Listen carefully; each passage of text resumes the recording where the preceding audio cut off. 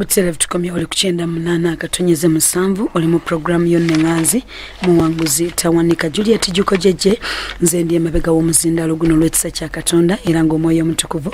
tukyatambula naye Prosper Junior School Day and Boarding beba tusako program eno era nga mikwano jange basangibwa enabwelu South Zone ni ya nabwelu ku kisaawa awo era namba z'essimu kosobola bafunira noti musanvu 0 mwenda musanvu 8 435 oba noti 3 mwenda 2 mwenda mukaganya mwenda 30 emosobola kubanga tubafunirako era nga essomero ddungi ddala mukwano erigwa yagala omwana wo kubanga asomera ddala ku musingi gwennyini ogw'ensonga ate era nga ne talanta zaabwe ziviirayo oba mwana muyimbi musomi w'amawulire muzanyi w'akapiira swimming buli kyonna omwana wo kyalina kisobola okuviirayo ddala ku Prosper Junior School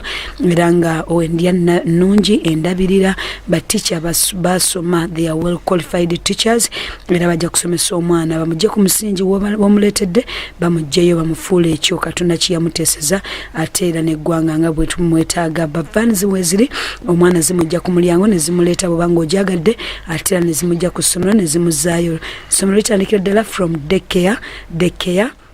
kuva ku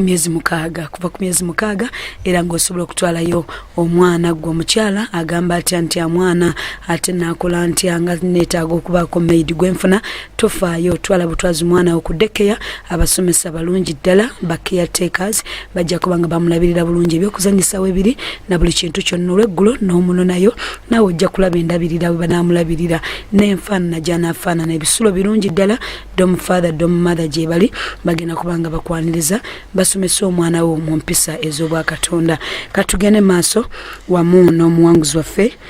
mukulu Jonathan Ntanda naye nga temwerabira nti ennaku z'omwezi nga 6 tugenda kusabira abaana nagambye omwana leeta naawe ali olubuto leeta olubuto tuluwonge maaso ga Katonda kyangu nnyo omulaba okweddeza omwana ng'akyali muto ndowooza obujulizi mukwano mubuwulira ddala kyolaba ku mwana we ekyo oyinza okigayaalirira naye ate ne kifuuka ensonga naye ng'ate wandibadde okitangira ng'omwana omuleese mu kusomesebwa tujja kubeera n'abaana mpaka aba primary nnaku z'omwezi nga 6 lw'ennaku luno olw'essande ye sande eno etugenda okubeera n'abaana ate nnaku z'omwezi nga 13 tujja kubeera n'olukuŋŋaana lw'abaami nnaku z'omwezi nga 13 Jan ate nnaku z'omwezi nga 19 tubeere n'abaana abasomi okuva ku senior 1 mpaka ku university ate nnaku z'omwezi nga 2 tujja kubeera ne ba singles mu kifo kino wane Mutundu Christian Fellowship tujja kubanga tutandika essaawa 7 zennyini tujja genda mu makanisa gaffe essaawa 7 tubeere nga tutandika mu kifo kino ba singles abalenzi n'abawala katugende maaso ne mukulu Jonathan Ntanda kama ibasfe amina kakati tukomye nga mama ndese Kampala katwe twatukira enalugala wali Entebbe ne malawo ebbanga eryo namalawo then time yogenda mu P7 netuuka kubanga eri navaayo nga P6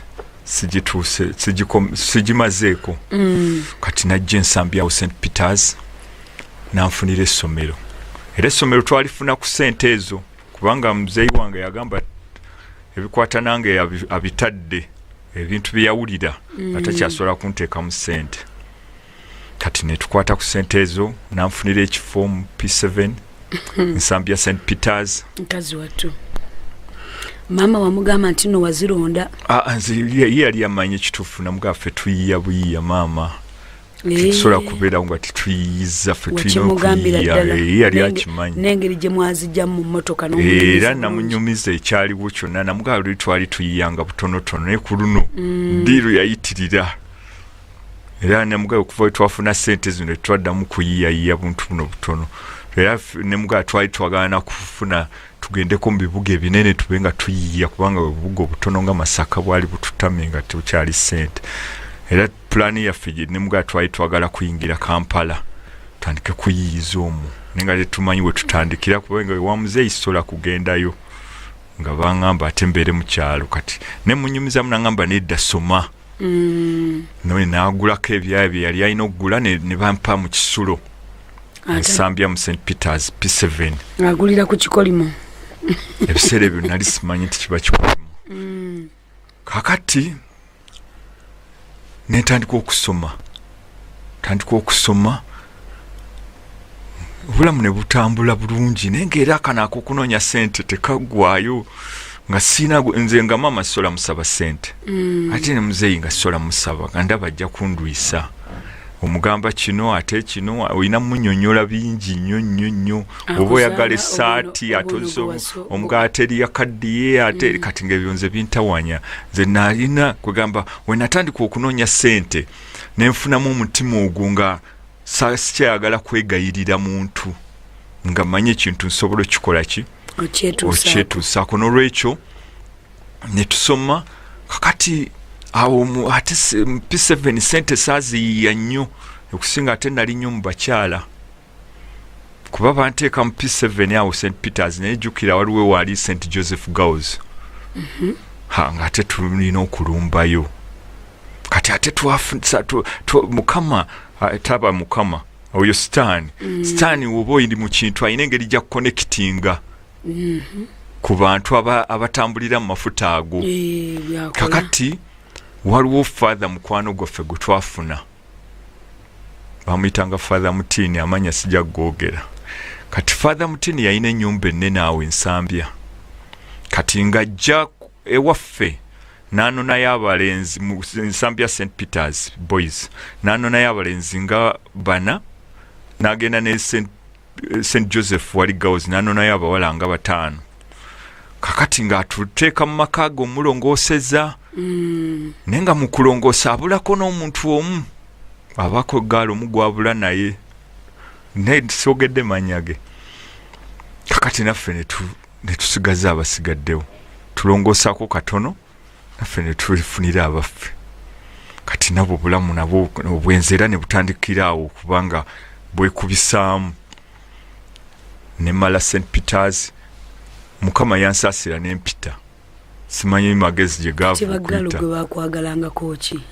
nga njiye sente ng'ozimu ozibawayo obutonotono bwaliwo St Peters saayiya nnyo sente kakati wemalaawo nengenda Kololo SS ne bampa mu S1 Kolo SS zira zikyaliwo ziri zaggwawo dda kati ate tuyiiya mu kibuga Kampala kuba mu holiday out twalina okuyiyayiya ku busente mu supermarket ezo oyinza okuyingiramu n'ofulumamu n'ekintu ng'okipakidde mu nsawo nga tebakulabye ebiseera ebyo kamera tezaalingawo ng'oyingira mu supermarket ebiseera ebyo mwalinga mu supermarket ezaali zaakatandika nga zino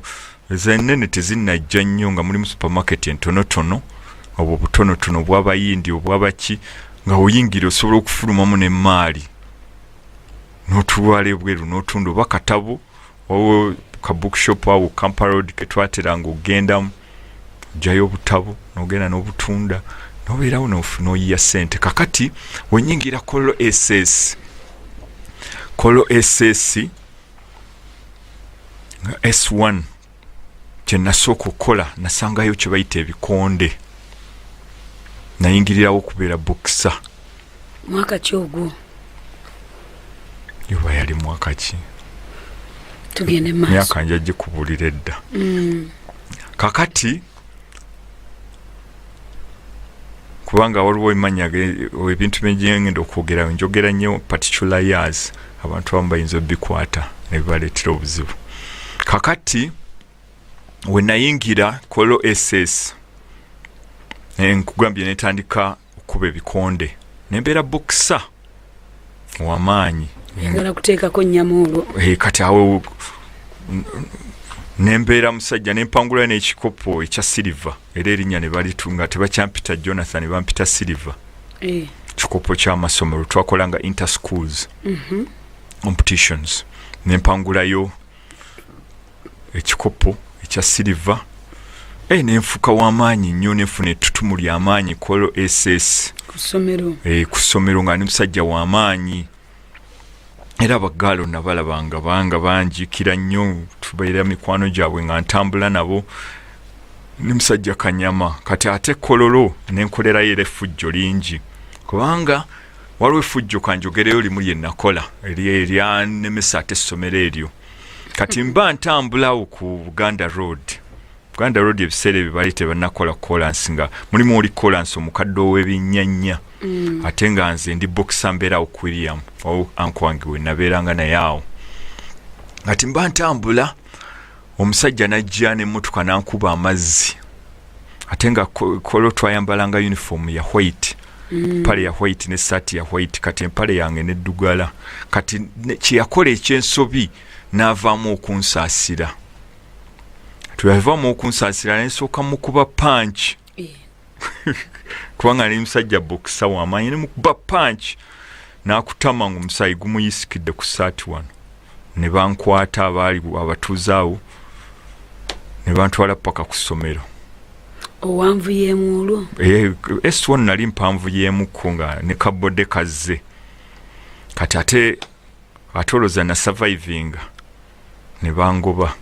Kololo. Olwo maama era yatawaana kati we bangoba Kololo ne banfunira omuzeeyi yali we nayita P7 muzeeyi yaddamu n'ampeerera yalaba nga ate nyinamu amagezi wadde fujjo weriri naye wadde nga si mangi nnyo naye nga amagezi gamala omwana okugenda mu maaso akikkiriza nti azadde ekibi akikola ate nga nali mufaanana nnyo kati nga nankomyawo nanjagala era nantekeewa anko wange we nabeeranga kati webangoba Col SS ne banfunira Namugongo Uganda Matters kati ate Uganda Matters ebiseera ebyo yali yakayingizaamu abalenzi kubanga Uganda Matters yali Namugongo Girls nga tenafuuka Uganda Matters kati weyafuuka Uganda Matters ne bayingizaamu abalenzi kati ffe abo bamu ku balenzi abaayingira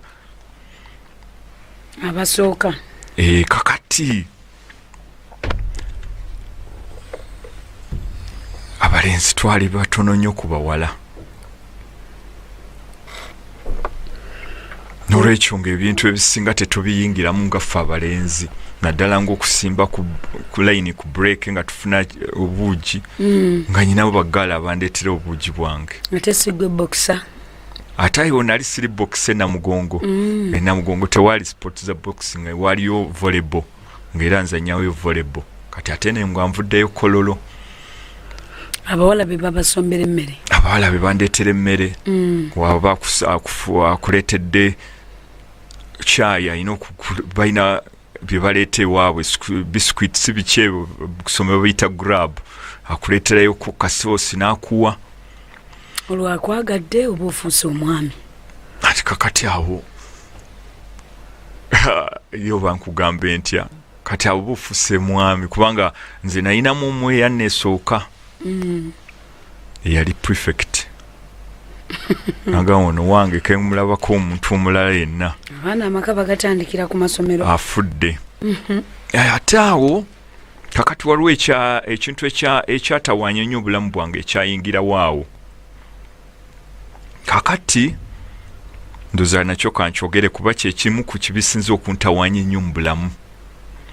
kakati oyo omuwala eyanneesooka sigenda mwogera mannya kubanga famire yo weeri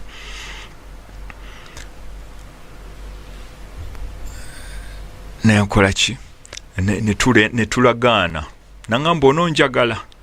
paka kufa ne mugaa ataawo osaagana busaazi nja kukwagala paka kakati ffe twali tusula mu hostels bayire mbali tebanazimba dormitories z'abalenzi nga ffe tusula mu hostels kati nga nyina ruumu yange mulimu ekitanda mulimu n'entebe kakati nga maze okulagaana naye verbal covenant nti ngenda kwagala paka wendifa tumaze nga twali nnyo close naye bisibe bino ebigambo by'abaana love until kakati omwana oyo samanya byamuliko naye mbitegeera maze okukola covenant naye kakati mba ndi mu karumu kange ekiro nga neebase ne wajjawo abantu basatu mu kiro ekiro ng'oluggi lwange nduggadde bulungi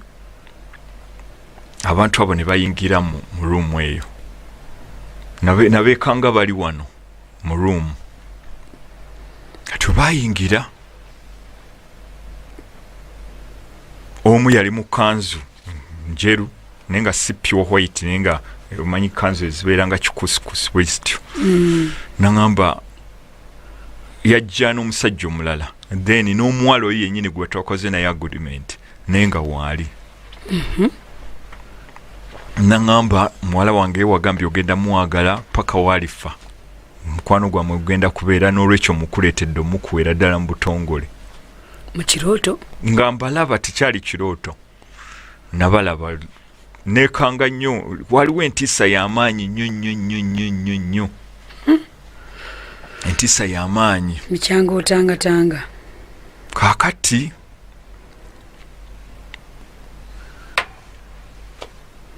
ne bamundekera tebayogera bigambo bingi nnyo ne bamundekera ye najja n'atuula ku buliri we nali neebase kati yatuula ku buliri we nali neebase nagenda okuddamu okwekanga ng'ate tuli naye mu buliri ng'ate takyali mu ngoye essaawa eyo oli mu kwolesebwa nga tuli mu buliwo si kwolesebwa si kirooto sikitegedde waawo bali bamukuleetera mu buliwo bamundeetera mu buliwo naye nga tewaaliwo opening yonna nti oba oluggi lwali luggule kati awo nange nkyakubulira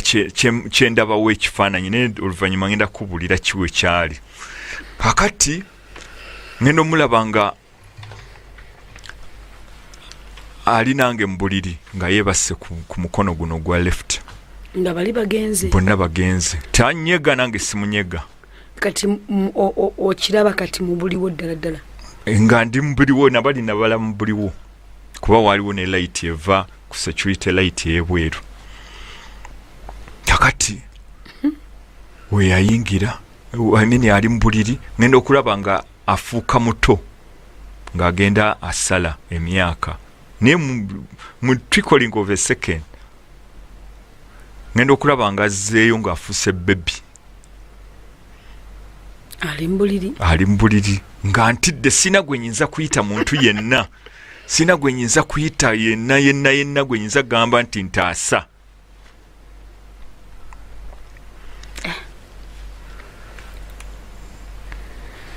kati ngenda omuwulira ng'ayingira muno mu mbiriizi muno ng'abuliramu ayingira mu mbiriizi zo ng'abuliramu kati nkyogedde ekintu ekyo kuba kyekimu ku ebisinza okuntawanya mu bulamu bwange kakati nenkeera ku makya nemuyita nemubulira ekyaliwo naŋŋamba sinza kubulira kiki naye nambulira background naŋŋamba taata we muswayiri we Mombasa efamire yaabwe kakati naŋŋamba go majini galabika gegazze okimugamba mu nkeera namugamba nga mukwano gwange namuyita kubanga twali tulina mu kilaasi emu wali totyanga tokankana natya okuddamu okumulabako natya naye nga sina mulala gwe nyinza gamba kubanga abalala baali tebasobola bitegeera kati nga gwe nkugambye wayo nga naawe tokitegeera bulungi nange nali sibitegeera nange natya nnyo naye ekintu ekyo kyantawanya nnyo kuba kuva wekyayingira mu mbiriizi zange saddamu kwebakira wano wekyayingira nga buli weneebaka nga kinfumita obanga omuntu agamba nti wakyo neebakidde nolwekyo ago gaali majini okugamba first encounter yange okulaba amajini weganyingirira naye nga gayise mu bintu bya bwenzi neganyingira kati saddamu kwebakira wano kati netusalawo netugezaako okusala amagezi twabe engeri gye tuyinza obbirwanyisa kubanga yaŋŋamba bamuzaala eri naye maama we wa wano naŋŋamba galabika majini kubanga mufamire yaabwe gyegali ekintu ekyo kyantawaanya nnyo nga tekinzikiriza kwebaka misana tekinzikiriza kyebakira kati olaba obulamu awo butandika okubeera obuzibu ennyo obulamu nga oli mu mbeera ekiro nenkaaba amaziga naye ate era emisana nga nyina okuyiiya kubanga nabeeranga ku ssomero Namugongo naye nga njiiya ku wiikendi naddala ku Friday twabeeranga ne classes za art fine art ate nga mu art nali mulungi nnyo kati nga wemala okukuba ebifaananyi byange byenkubye nga nziruka mu kilasi nga ngenda nfuna sente zange nga nenya basi nga ngende Nairobi. Nagenda nga Friday ekiro olweggulo e Nairobi nentuuka ku Saturday ku makya saa 12 nenkola bizinesi zange zenkola kuba ebiseera ebyo nga tusomosa engoye nga tutwala engoye empya kubanga balina amateeka Kenya nga tebabakkiriza nnyo ngoye ziva naddala nga ndi namugongo nga ndi mu kilasi nga nsoma kubanga okuva eno kati nkulaga nti obulamu bwange okuva we nakwata ku ssente n'entandika okuyiya ssente saddamu kusetolinga nga sola kubeera ku ssomero wiiki namba nga siyiiza ssente. Kati Friday twabayanga ne classes eza fine art ate nali mulungi nnyo mu fine art. In fact nze nali nsinga mu ssomero lyonna mu fine art. Nali mulungi nnyo nga nsobola okukubira abaana bonna ne mbasketchingira nembagamba gwe shading bweti gwe shading nze ekyange nenkikubira mu dakiika ntono nnyo nenkimala nenkhanding over nenfuluma mu kilasi nengenda mu hostel yange nenkwata baaga neninya wali paka Kireka nengenda paka Busia nembako byensubulako awo engoye empya nenziteeka mu baaga ezimu nga nzambala nyambala empale nga 4 oba 5 esaati kubanga wabanga boda check nga bakugamba zino kati ate nga wali passport yange je natandika okufuna ndoza kati awo mwaka yali ezo sente ozijja wezitandika okusuubula ngeno bwokola bana esente naliziyanga buyiya ate saasubulanga bintu bingi nnyo nenga nsobola okugendayo n'empale nga 8 oba n'essaati nga 6 nenzitwala e Nairobi nenzitunda nengumbako byengula ku Saturday ku makya. Abasuubuzi b'enakasero balina ebintu bye batusabanga awo fresh pipes omanyi buno mu fresh pipe obukola mu toilets akajoininga system tank ne toilet akuba kaita ka fresh pipe nga zitunda nnyeno mu Kampala kati ng'ogenda n'obusuubula n'obuleeta kati nga jjukira ntuuse Nairobi ssaawa 12 kati nga mbeera kawo ku office za bus weziwerera ssaawa 2 nga ngenda mu bakasitoma bange nga mbawaya byembawadde nga mmanja sente ze naleka last week nga ngenda mu Nairobi gye nsubula ebintu byange eyo nga mbireeta nga mbikomyawo mu baasi nga mbiteekamu nga nze ngenda mu cinema wabangwa cinema hall nga nsasula tiketi yange nga agenza okulaba cinema nenga ngenze kwebaka nga sagala kusasula za lodge kuba zijja kunsaza business yange zijja kuba nyingi kati nsasula tiketi ya gundi ya cinema obo batandika okulaba filimu nga nze nga nebaka baba fuluma mpulira ebitebe nga bikuba pupupu nenfuluma nengula tiketi endala nenkomawo nga ndaba cinema ya essaawa 8 paka ssaawa 10 neya ssaawa 10 paka 12 nenkomawo neninya basi yange wagenda ngeyo kino kiwagera nga tukyebakira kyantawanjanga nnyo nga nebase ku buliri nga wenkyebakira jjukira webaka n'okyuka n'okyebakira nga kikuba ekikonde ky'amaanyi oba olina okuzuukuka naye kati engeri gye nabeeranga mu ntebe nga tekintawaanya nga nkola ki nga ninya basi yange zigenda okwera ku Sunday ssaawa 4 mba ndi mu Kampala kati ate ku ssomero nga ndeeseeyo ebintu biseera ebyo ndoza mu biseera bya 90s ezo baali ng'ebintu ebimu si byangu kufuna mu Kampala naddala nga blue bands ezo sukaali biki ale 90s nga nze nzija nembireeta ku ssomero kati ng'ate awo nfunirako emikwano mingi nga nze mbeera ne sukaali blue band bintu ebityo tokyabba bintu by'abantu wetetenkanyiza kakati diiru ezo mba ndi mu kibuga Kampala nenziramu nensinkana mukwano gwange gwe twali naye ekako gwe gani sijja kwogera linnya lye gyali kati ne tuddamu ne tusinkana nangamba kiki kati obakubirawa ne muga mwana ebintu byapo enaku zino neyiya nsubula nanga wona osubula tojja kufuna sente oyina kuyiya buyiyi okugaggawala kakati awo ne tusinkana ne tuddamu okuyiya kati ate level eno gye tuyizaamu level ya kika kya waggulu tuyiza mu bya visa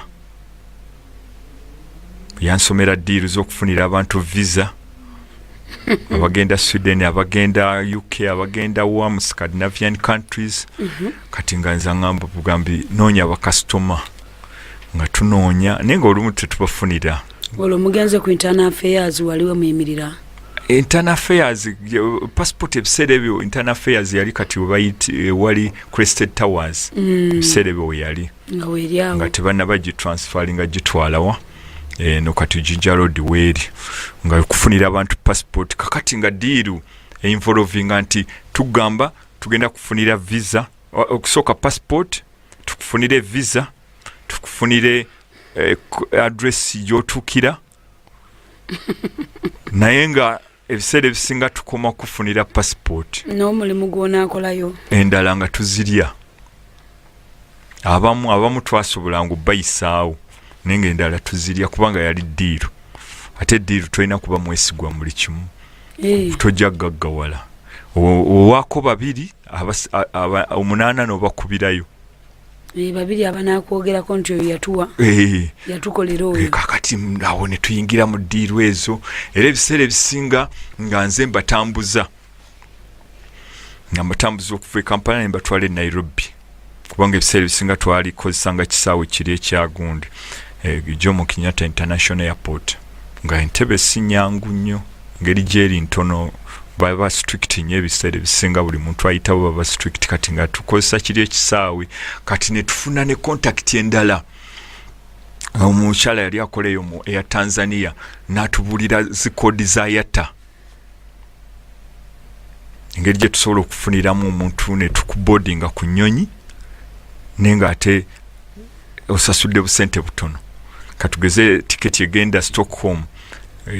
katugeze sente eri ku miliyoni nga 3 nga gosolo tuwe emitwalo 8 ne tukozesa kodi za yata ne tuconnectinga ku nnyonyi eyo n'olinnya we bakwatira eyo eddiiro ebefudde we batakwata oba oyiseewo n'olwekyo ebyo twabiyitamu nnyo twakola ddiiro ezo nnyingi nnyo eno bw'osoma kati awo ate ne Namugongo bangobayo ngenda kukomawo mukwano kati nnyo tonyandeko mu Bulango tulina omwami gwe bayita Jonathan Ntanda